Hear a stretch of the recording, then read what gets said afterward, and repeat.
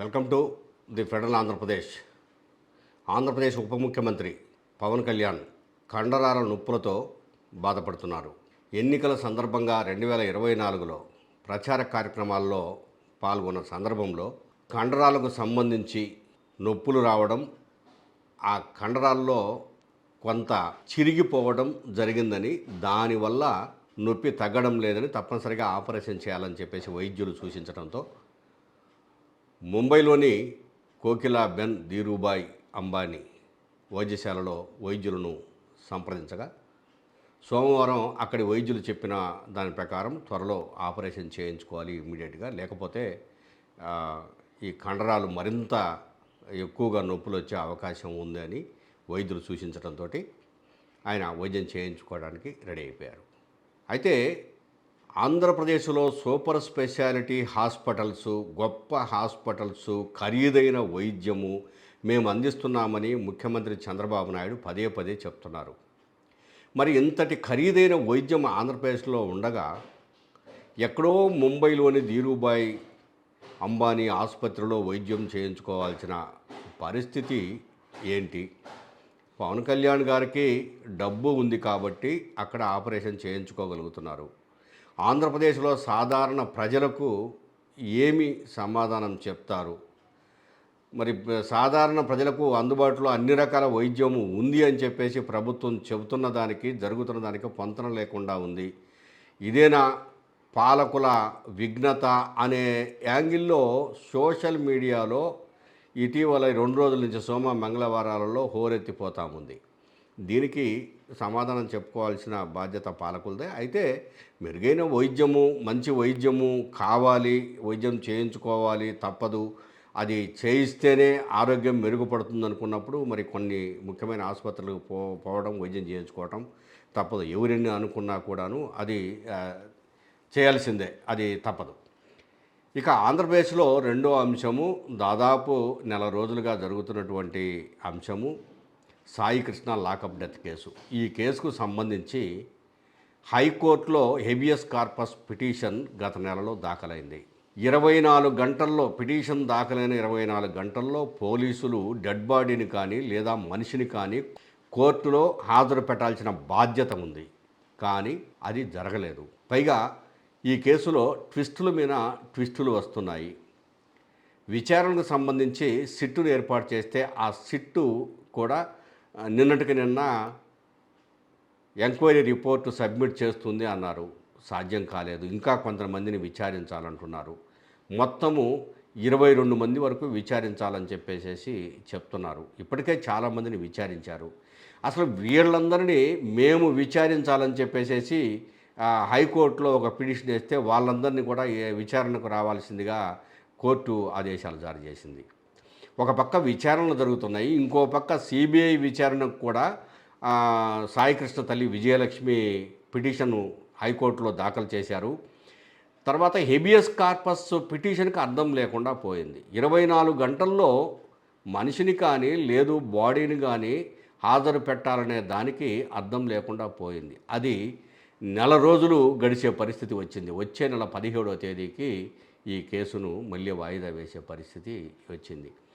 అంటే ఇక్కడ ఎవరిని మనం తప్పుపట్టడం కాదు, కానీ కోర్టు తీరును మాత్రము ప్రశ్నించాల్సిందే అని చెప్పేసి అంటే సామాన్య పౌరులు, ప్రజలు అడుగుతున్నారు.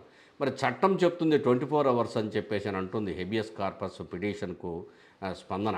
కానీ మరి కోర్టు అంటే ఇక్కడ ఏంటంటే పోలీసులు హాజరు పెట్టలేకపోయినప్పుడు తీసుకునే చర్యలు ఏంటి అని అందరూ ఆతృతగా ఎదురు చూశారు.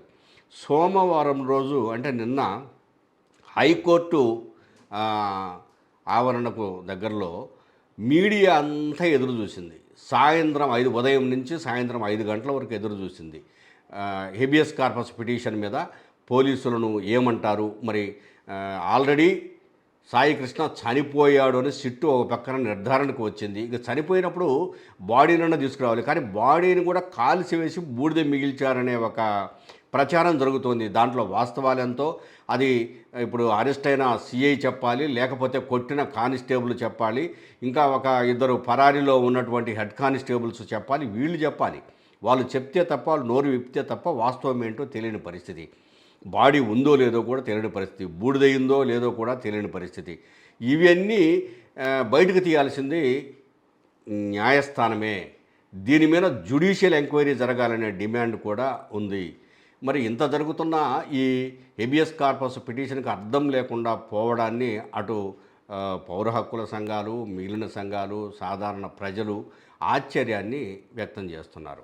ఇక ప్రధానమైన ఆంధ్రప్రదేశ్లో రేపు పింఛన్ల పంపిణీ కార్యక్రమం జూలై 1వ తేదీన పింఛన్లు పంపిణీ చేయబోతున్నారు. ఇంతకుముందు కొన్ని సందర్భాలలో ఆదివారాలు వచ్చినప్పుడు 1వ తేదీ ఆదివారం వచ్చినప్పుడు 30వ తేదీనే పింఛన్ల పంపిణీ కార్యక్రమం కూడా జరిగింది. చాలా పకడ్బందీగా జరిగింది. అంటే ఎక్కువ మందికి పింఛన్లు ఇవ్వాలని రాష్ట్ర ప్రభుత్వము నిర్ణయించింది.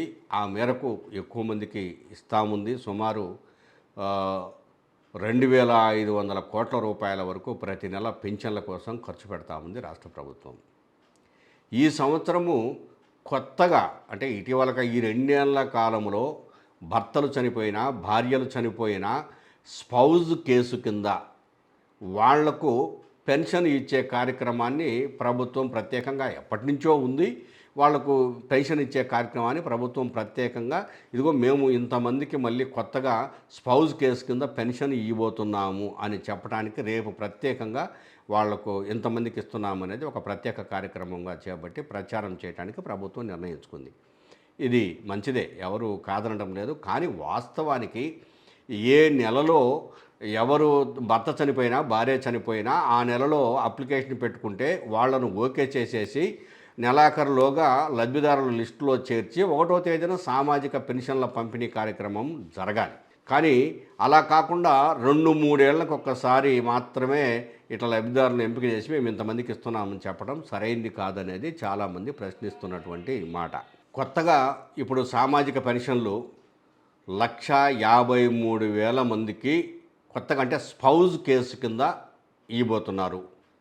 వీళ్ళు కాకుండా మొత్తం రాష్ట్రం మొత్తం మీద 62.34 లక్షల మంది మొత్తము పెన్షన్లు అందుకుంటున్నారు. సామాజిక పెన్షన్ల కింద ఒక్కొక్కరికి 4,000 రూపాయలు ప్రభుత్వం అందజేస్తోంది. అవి కాకుండా దివ్యాంగులకు లేదు కొన్ని ముఖ్యమైన వ్యాధులతో బాధపడే వారికి ప్రత్యేకంగా 6,000, 10,000 రూపాయలు కూడా పెన్షన్ల కింద ఇస్తున్నారు. ఇది ఆంధ్రప్రదేశ్ రాష్ట్రంలో ఒక భారీ బడ్జెట్తో కూడుకున్నటువంటి కార్యక్రమం.